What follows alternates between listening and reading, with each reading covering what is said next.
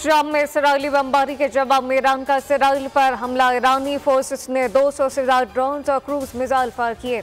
अरब media के मुताबिक ईरानी missile हमलों में फौजी हवाई अड्डों को नुकसान पहुंचा। मुतादिद जख्मियों को बीर शेबा अस्पताल मुंतकिल करने की इत्तलात हैं। हमलों के बाद इसराइल में सायरन बज उठे, इमरजेंसी नाफिज, तालीमी इदारे बंद कर दिए गए। हिजबुल्लाह ने भी शुमाली इसराइल पर मिसाइल हमले किए। इसराइली मीडिया के मुताबिक गोलान की पहाड़ियों और शाम के करीब इसराइली फौजी ठिकानों को निशाना बनाया। मकबूजा बैतुल मक़दस तक धमाकों की आवाज़ सुनी गई। हमास के भी गजा से इसराइली इलाके पर हमले, कई ड्रोन्स ने इसराइली शहरियों को निशाना बनाया। ईरानी हुकाम के मुताबिक वो इसराइल में 50% अहदाफ को निशाना बनाने में कामयाब रहे।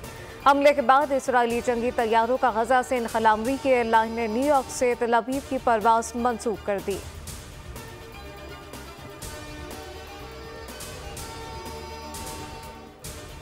ईरान की फौजी कार्रवाई दमिश्क में ईरानी सिफारती अहते पर इसराइली जहरियत के जवाब में की गई। अक़वाम मुत्तहिदा में ईरानी मिशन का कहना है कि मामला ख़त्म हो सकता है। ये ईरान और इसराइल के दरमियान तनाज़ा है। अमरीका से दूर रहे। इसराइल ने multi air defence system launch कर दिए। इसराइली मीडिया के मुताबिक सिक्योरिटी काबीना ने जंगी काबीना को ईरानी हमले पर रद्द-ए-अमल देने का इख्तियार दे दिया। काबीना को फैसलों की मंजूरी के लिए सिक्योरिटी काबीना की इजाज़त दरकार नहीं होगी।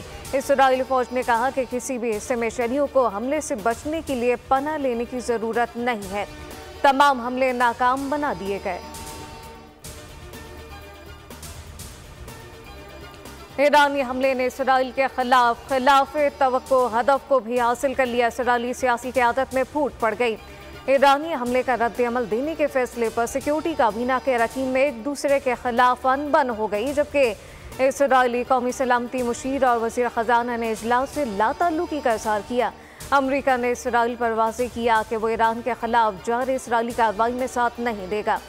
साबिक़ अमरीकी सदर ट्रंप बोले कि वो सदर होते तो ईरान हमला ना करता। मौजूदा हुकूमत की कमज़ोरी नाकाबिले यकीन है।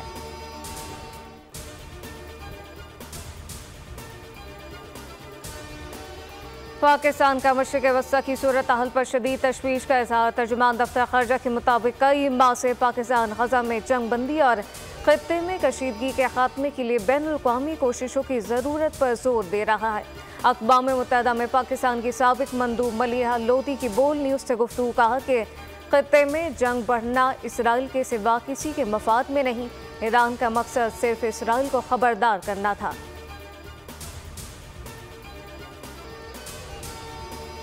और मौसम के बदलते तेवर से आज़ाद कश्मीर, गिलगित बल्तिस्तान, बलूचिस्तान और पंजाब समेत कहीं हल्की कहीं तेज़ बारिश।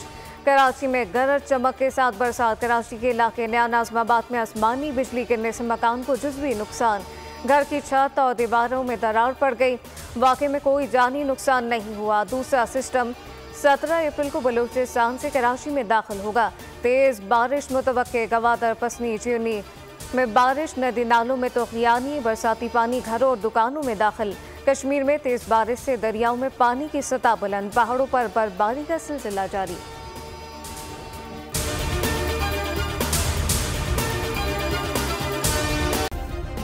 सब्सक्राइब करें और बेल दबाएं ताकि कोई खबर रह न जाए।